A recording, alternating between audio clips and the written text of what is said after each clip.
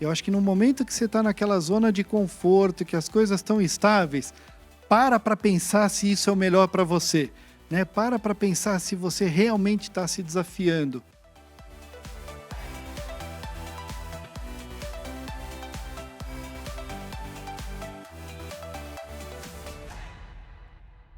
Ao final de um grande dia e um dia intenso, revendo grandes amigos, grandes profissionais e principalmente aqueles que têm contribuído para uma jornada que começou lá atrás, na pandemia, este meu convidado esteve conosco inúmeras vezes contribuindo principalmente para criar essa união no mercado e para a comunidade de tecnologia. E o meu convidado dessa entrevista de hoje é Frank Meylan. Frank, um prazer poder te receber aqui no nosso estúdio e também nas instalações da NetGlobe.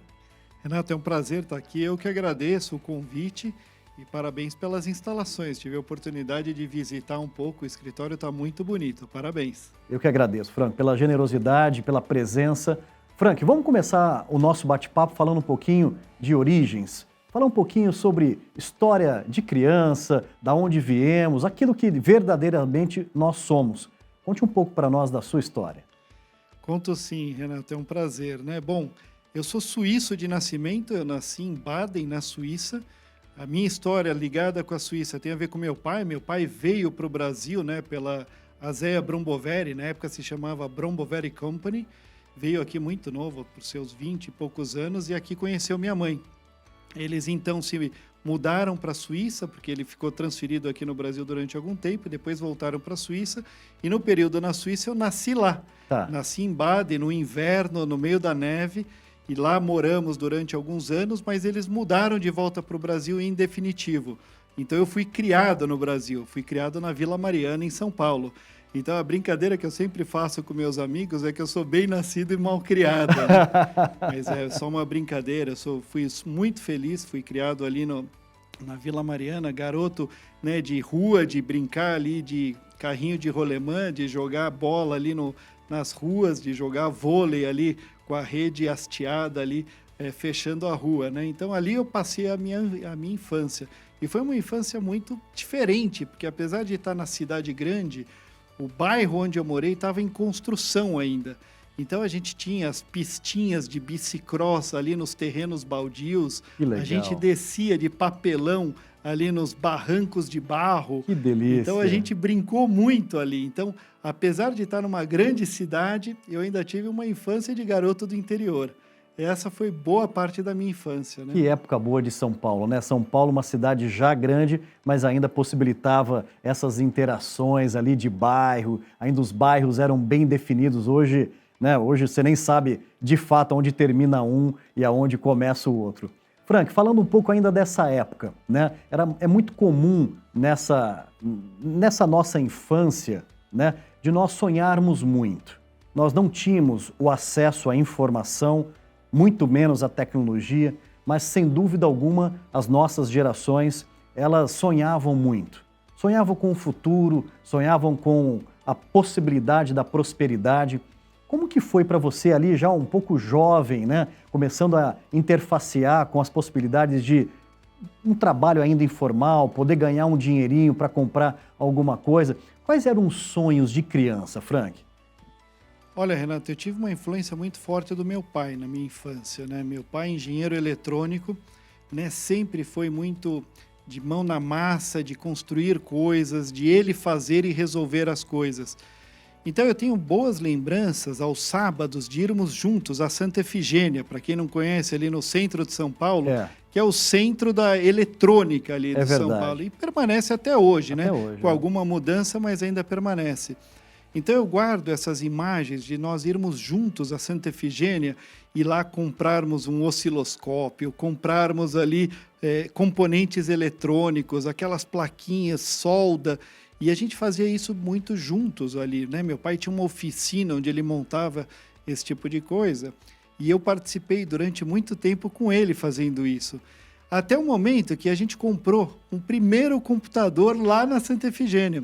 Né, um computador de 8 bits ali da Sharp, ele se chamava Hotbit. E ali eu comecei, né, no meu mundo de tecnologia, muito ainda inspirado por ele, com um livro aprendendo ali por conta própria a programar e ali por diante. E meu pai me levava nos eventos da empresa, e a empresa que ele trabalhava, a ABB, é uma empresa que se dedicava muito à robótica. Até hoje a gente vê na indústria automobilística, aqueles robôs, aqueles braços robóticos, ainda são feitos pela ABB. Então ali eu comecei a me inspirar. Eu começava a ver como que eram feitos os robôs, como eram programados os robôs. E ali, quando eu tinha por volta de 15 anos, nas férias de verão, ele arrumou um estágio para eu fazer ali na ABB, né, para ficar ali com ele, né? E ali eu comecei a conviver com esse mundo, e aquilo foi me inspirando. Então ali, a partir daquele momento, eu comecei a definir a minha carreira, que seria nessa época, né? Então foi um pouco esses os primeiros passos que eu dei ali, muito por influência do meu pai, reforço, mas por conta disso eu fui direcionando a minha carreira. Poxa, que bacana, que realidade fantástica e que chance, né, de poder conhecer não só a eletrônica, o início da tecnologia, mas muito cedo você já interfaceando dentro do ambiente corporativo, né? E a gente fala muito aqui, Frank, sobre essa importância, né, dos jovens de hoje em dia, não só se dedicarem aos estudos, a parte teórica, mas também ter um olhar cuidadoso para começar a experimentar, né, o trabalho, ou seja, sim fazer o trabalho ali de aprendiz, de estágio, né, e não se abdicar de tudo isso. Eu acho, Renato, fundamental isso, né? Por quê? Porque isso vai permitindo que o jovem tenha uma experiência. E aquela experiência pode direcioná-lo para aquela carreira ou não. Ali naquele momento ele pode dizer, puxa, experimentei e não é isso que eu quero fazer. E eu acho que isso é válido, né? Melhor que ele tenha essa oportunidade de experimentar do que de repente ele vai dedicar anos e anos ali numa faculdade para depois descobrir que não é aquilo, né? Então eu acho que esse tipo de experimentação é muito saudável. Muito legal. Vamos falar um pouquinho de início de carreira então, Frank, ou seja, você foi muito bem inspirado pelo seu querido pai, que investiu, né, ou seja, nesse conhecimento, nessa experimentação do início. E quando foi aquele momento que você não tinha mais dúvidas do que fazer e começa a dar os seus primeiros passos rumo à construção de uma carreira, e você hoje, né, ou seja, é uma referência no que você faz, você é uma pessoa muito benquista no mercado, um grande conhecedor de temas atualizados hoje, né, que nós estamos vivendo, estamos gravando essa entrevista, né, ou seja, em 2023, em junho de 2023, quando foi essa decisão e começa essa trilha profissional? Olha, logo que eu entrei na faculdade, imediatamente eu comecei a trabalhar. Então eu fiz faculdade de computação na USP, né? Depois eu fiz mestrado e doutorado na Poli, sempre nessa parte de computação, sempre navegando por programação e depois na parte de redes e depois a parte de segurança e depois criptografia. Então eu tive ali uma oportunidade de navegar em vários setores, né, do que diz respeito à tecnologia. E imediatamente eu comecei a trabalhar. Dentro da universidade tinha um programa de iniciação científica, lá nos primeiros anos de graduação, onde eu comecei a programar e também comecei a programar para o mercado, fazendo programas já ali naquela época ali, quando a gente estava começando a automação comercial, né, aqueles pontos de venda, eu lembro bem, os primeiros leitores de código de barras, né, então eu comecei a trabalhar com isso. E ali eu comecei a ver que eu tinha jeito para a coisa, que eu gostava daquilo, né, e num momento onde não tinha muita disponibilidade de empresas para fazer isso, eu comecei a desenvolver esse tipo de programação. E ali eu tive um rápido crescimento desse tipo de desenvolvimento, né? E durante o mestrado, a gente começou a trabalhar com a parte de criptografia. E aí eu já vou conectar com um tema de mercado que muitos vão se reconhecer, que foi na época do SPB, o Sistema de Pagamentos Brasileiro. É verdade. Quando a gente lançou no Brasil, lembra? A gente tinha até então apenas os DOCs. Sim. E ali a gente lançou o TED, Transferência Eletrônica de Fundos, eu não lembro o que era o D. E ali a gente começou a implementar, e tinha uma necessidade muito grande de criptografia naquela época. E não tinha muita disponibilidade, né, de empresas que faziam esse tipo de criptografia. E era exatamente a minha tese do doutorado. Então eu pude aplicar na prática aquilo que eu tinha me preparado durante o estudo do meu doutorado. Então ali eu tive a oportunidade de ajudar vários bancos na sua preparação para a implementação do SPB aqui no mercado brasileiro. Muitos dos CIOs aqui, dos nossos colegas, vão lembrar dessa época. Foi marcante, né, Frank? E nós estávamos falando, inclusive, no dia de hoje, dessas gravações, o quanto que o sistema bancário brasileiro, né, tem evoluído, né, é uma grande referência, né, e são iniciativas como essa que trazem essa grande vanguarda, né, e nós estamos sempre à frente. Falando um pouco sobre essa importância, Frank, da nossa profissão, da área que nós decidimos, né, trilhar a nossa jornada, de nos mantermos sempre atualizados. Ou seja, você tem uma jornada incrível, né, de muitos anos, e você se mantém sempre up to date. Frank, você parece um garotão começando a sua trajetória, né? Batendo um papo com você das vezes que a gente se encontra, você sempre up to date, sempre ali muito antenado com tudo que está acontecendo. Fala um pouquinho como que tem funcionado para você, né? Essa atualização, você sempre ali na vanguarda do que está acontecendo no momento. Não tem como ser diferente, né, Renato? Na nossa área, com a velocidade da tecnologia, né? Toda manhã a gente se depara com manchetes sobre novos lançamentos, novas tecnologias, e não tem como a gente ficar esperando a coisa acontecer. Então eu procuro ser muito disciplinado no meu estudo pessoal. Eu reservo tempo para estudar, para ler profundamente o que está sendo lançado, para falar. Eu lembro que a gente conversou um tempo atrás sobre inteligência artificial, né? E como isso teve um desenvolvimento muito rápido, né? De novembro para cá, muita coisa aconteceu por conta dessa inteligência artificial generativa. E não é uma coisa simples de você entender, de você poder explicar e de você poder verificar a aplicação disso no mundo dos negócios. Isso requer estudo. Então, eu acho que por conta disso, né, você ter o hábito de estudar, você ter o hábito de se informar, de conversar com pessoas, como nós estamos fazendo aqui, né? Ninguém sabe tudo. Então, você tem que ter uma boa rede de relacionamentos para você poder se apoiar em colegas que dominam determinados assuntos e agilizar o seu tempo de aprendizado. Eu procuro fazer bastante isso, sabe, Renato? Acho que você ter uma boa rede de amigos, você conversar com eles, ao mesmo tempo você ter o seu tempo pessoal para você se aprofundar, para você estudar. Acho que material hoje está amplamente divulgado na internet, basta você querer, basta você selecionar suas fontes de estudo e ter aquele tempo de dedicação. E eu acho que fazendo isso, você inspira aqueles que estão ao seu redor a também fazerem. Eu procuro fazer isso também na empresa e também no ambiente familiar. Eu estou sempre pegando no pé da minha família, né? Vocês já instalaram o ChatGPT no seu telefone? Dá uma olhada, vocês estão ali pesquisando, testem, né? Procurem se manter atualizado, porque essa é a nossa realidade atual e do futuro, né? Você sabe, Frank, que eu recebo muitos feedbacks do nosso programa Entrevista 50 CIOs, e muitos deles me perguntam, poxa, mas me fala um pouquinho da sua trajetória, pô, os seus convidados, né? Sempre são pessoas assim, pô, de grande calibre, pessoas que venceram na vida, pô, eles foram sortudos, né? Pessoas que já chegaram nessas posições, e a gente gosta de reforçar aqui, né, Frank, em que nas nossas trajetórias, elas foram feitas de escolhas, né? E eu queria te fazer uma pergunta exatamente nesse centro, né? Ou seja, em momentos da sua trajetória, né, que você teve que parar, respirar fundo e tomar uma decisão para que caminho seguir no que tange a construção da sua carreira.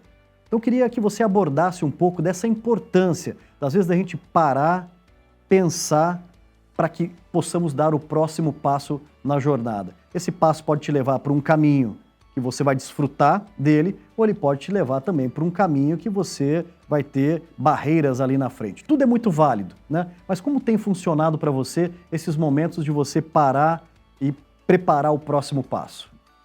Olha, Renato, não foram poucos esses momentos, viu? A gente se vê ao longo da carreira, né? E depois de ter passado já alguns anos, né, nessa jornada, você se depara com aqueles momentos que são oportunidades e, ao mesmo tempo, tem alguns momentos de frustrações.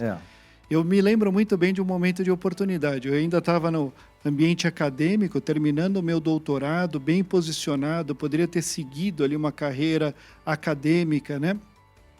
Que de certa maneira estava muito bem construída, estava estável, eu estava com uma projeção muito boa, inclusive com ofertas internacionais, quando eu recebi uma oferta da KPMG, uma grande multinacional, de assumir ali uma posição e de começar uma nova trajetória. Aquilo me instigava, de certa maneira me motivava, mas ao mesmo tempo me dava um pouco de receio, porque eu estava confortável, estava ali numa trajetória de sucesso, né? E eu lembro até de algumas conversas com familiares, falando, Frank, não faz isso, né? Você está bem, você tem uma carreira praticamente garantida, né? Porque você vai se arriscar? O ambiente corporativo, ele tem muito altos e baixos, você pode estar numa posição num dia, no outro dia você pode ser desligado da empresa, porque você vai se arriscar? Mas aquilo dentro de mim parece que me direcionava, falou, não, eu quero seguir esse caminho, eu quero experimentar uma vida corporativa numa grande multinacional. E eu tomei essa decisão ali no momento, foi em 2003, completou 20 anos na semana passada. 20 anos, parabéns, Lembro Frank, direitinho, que legal. né, da data desta decisão.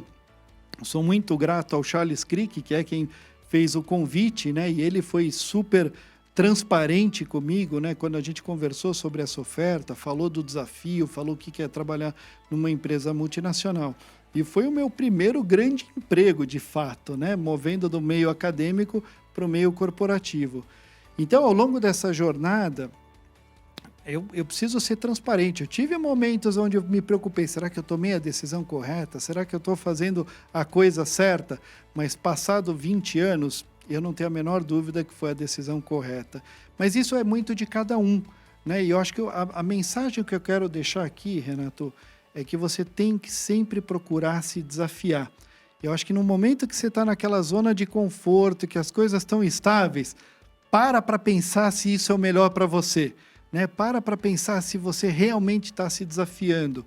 Porque eu acho que as oportunidades no mercado, elas estão sempre disponíveis, mas elas estão disponíveis para aquelas pessoas que estão continuamente se desafiando e procurando evoluir, né, pessoalmente e profissionalmente. Então, eu acho que esses momentos, eles são angustiantes, mas eles são extremamente importantes para o nosso desenvolvimento. Que reflexão, Frank. Até eu paro aqui, né, e fico nessa reflexão da importância dessa mensagem que você nos passa nesse momento. É isso mesmo, as oportunidades aparecem para aqueles que estão, vamos dizer assim, afiados, estão ligados e pegando cada um dos movimentos. Falando um pouco de movimento, você como um grande acadêmico que é, um grande executivo que é, um grande estudioso sobre grandes movimentos da tecnologia mundial, eu queria abordar um pouco desse tema.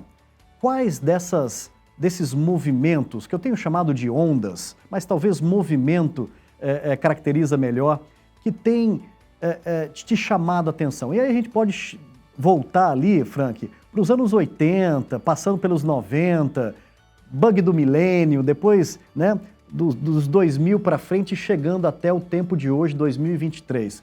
Quais desses grandes movimentos você poderia nos destacar aqui, Frank, que te impactaram? Olha, Renato, foram alguns, né? A gente já está há algum tempo nessa jornada, né, Renato? Mas eu lembro, né? Quando eu ainda estava na Universidade de São Paulo, eu lembro que o fato da gente poder acessar um computador, ali eram de médio porte, né? Aqueles servidores Unix, e conectar com universidades americanas, por aquilo que estava surgindo no momento, que era a internet, aquilo me deslumbrava. Né? Quando eu comecei a programar e comecei a entender o que era uma programação distribuída, né? Na época a gente chamava de cliente-servidor. Cliente-servidor, exato. Né? E você entender os protocolos de comunicação, entender como aquilo me instigava, eu queria dominar aquilo, né? E depois a popularização da internet. Eu lembro bem quando começaram os primeiros internet bankings, né? E toda a preocupação com segurança que se tinha, porque aquilo era uma tecnologia nova, numa rede nova. Lembra? Até então a gente tinha aquela internet de escada. É verdade. Né? Você lembra? É. Então a migração da internet de escada para a internet pública, né? na rede pública, Para mim, aquilo foi uma onda muito marcante. E aquilo conectou muito comigo, porque eu precisava entender os aspectos de segurança, eu precisava entender o que eram os ataques, as fraudes naquele momento, né? Que era uma grande demanda dos bancos. Então, ali, para mim, ligou uma chave que falou, eu preciso dominar isso, né? E aquilo gerou um mestrado, gerou ali toda uma época muito forte da minha parte acadêmica, né? E depois, uma outra onda foi quando a gente começou a migrar, né, dos grandes mainframes para a plataforma distribuída, né? Até então, a gente tinha nas grandes corporações, liderado pelos bancos, mas não somente os bancos, a grande parte dos sistemas estava nos mainframes. Então, a migração disso para a plataforma distribuída, né, plataforma Unix e depois a plataforma baixa, que a gente chamava hoje em dia, né, os servidores Windows, né, também foi uma revolução.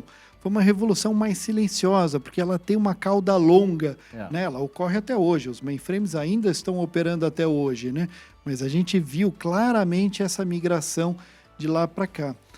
E agora, mais recentemente, olhando talvez por uns 10 anos para cá, agora a migração para a nuvem, né? Mais uma grande onda. E o que é esse processamento em nuvem? Né? A grande disponibilidade de processamento, de armazenamento de dados, que abriu o acesso para praticamente todo mundo.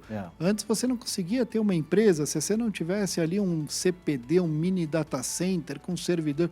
Hoje não, hoje você tem uma empresa com toda a sua infraestrutura rodando em nuvem.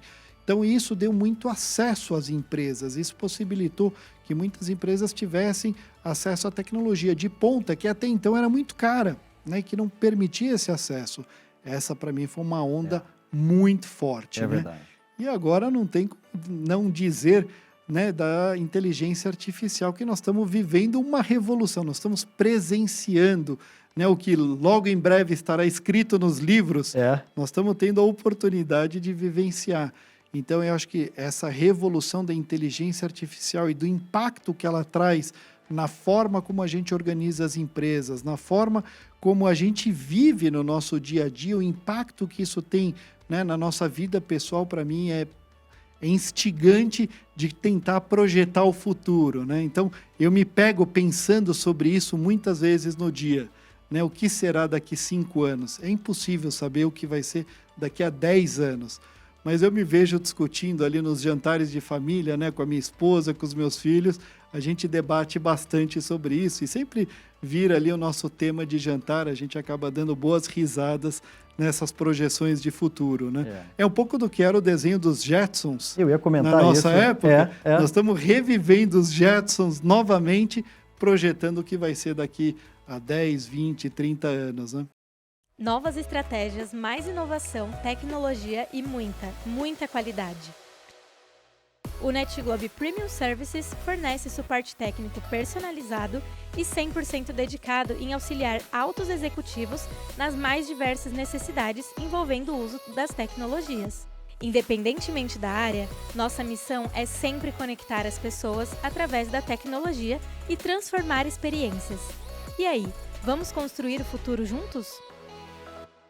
Frank, nós sabemos que os números hoje são alarmantes, né, de vagas abertas para trabalho na área de tecnologia, né? E o que nós estamos precisando, sem dúvida alguma, são de pessoas e mão de obra qualificada, alinhada com os desejos dos negócios de hoje em dia.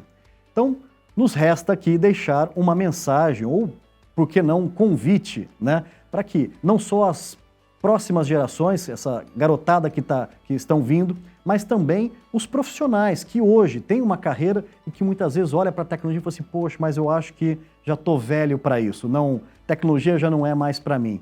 Que mensagem nós podemos deixar para esses grupos, né, quanto a essas oportunidades e esse fantástico mundo da tecnologia pode trazer a carreira dessas pessoas, Frank? Eu acho, Renato, que assim, a tecnologia ela é instigante, né? Na hora que você começa a trabalhar com tecnologia, na hora que você começa a ver o potencial, aquilo vira um dia a dia tão divertido, tão prazeroso, que é até perigoso você ficar só olhando a tecnologia e esquecer das outras coisas, né? O recado que eu deixo aqui, principalmente para os mais jovens, é procurem testar, né? Dediquem algum tempo, né? Selecionem algumas tecnologias. E eu acho que, diferentemente do passado, onde você ser da área da tecnologia significava imediatamente ser um programador, né? Ser um operador de redes, hoje em dia você tem diferentes níveis de atuação em tecnologia. Você pode ser um administrador de empresas, você pode ser da área financeira, você pode ser da área de RH, com bons skills, com boas capacidades em tecnologia. E eu acho que isso é que é a beleza da tecnologia hoje, ela é muito mais acessível.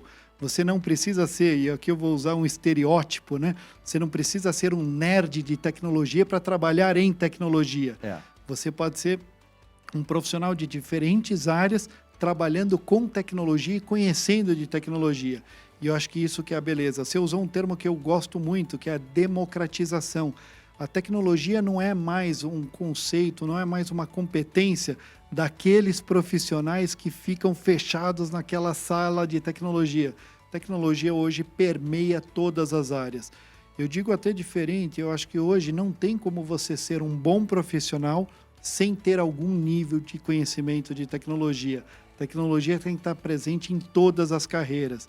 Então, meu incentivo aqui para os mais jovens é, não importa a carreira que você escolheu, e eu tenho certeza que você vai ser realizado nela, mas lembre-se que tecnologia tem que ser parte do seu desenvolvimento nessa carreira, né? Muito legal, bela mensagem. Frank, você também deixou uma mensagem aqui que foi super importante, né?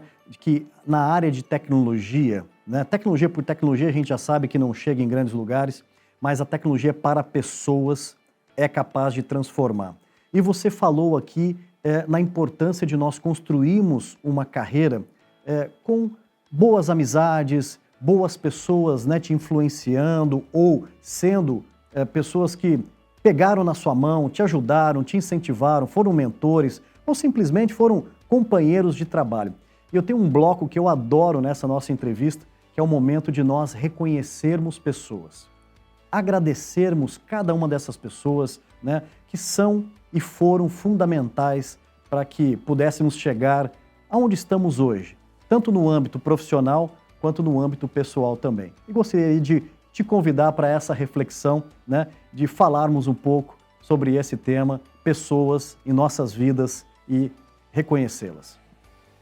Renato, eu não posso deixar de reconhecer a influência positiva que eu tive de muitos professores que eu tive ao longo da minha vida.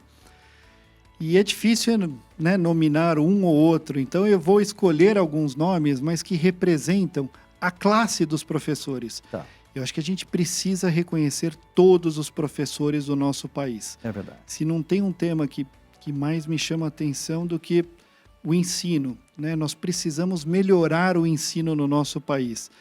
Então, talvez para representar toda uma classe de professores, eu vou deixar aqui o nome, né, do Sérgio Takeo Kofuji, foi meu professor, foi meu mentor, um professor duro, difícil, rígido, mas hoje eu reconheço a importância que ele teve, e também do Paulo Ferreira Leite, um professor da Poli, não foi meu professor direto, não tive aula com ele, mas foi uma pessoa que me influenciou muito durante a minha vida. E o nome desses dois professores muito importantes na Universidade de São Paulo, mas que representam toda a comunidade de professores que nós temos no Brasil. E o papel dos professores são fundamentais para inspirar essa classe mais jovem, para direcioná-los ali no estudo e para que façam deles profissionais engajados, motivados, éticos, né, e que perpetuem, né, essa beleza que é passar o conhecimento à frente. Então eu deixo aqui o meu reconhecimento a todos os professores em nome desses dois. Bela homenagem, belo reconhecimento à nossa classe dos nossos professores, que precisam, de fato, né, serem muito reconhecidos em todos os sentidos, e está aqui uma ótima demonstração.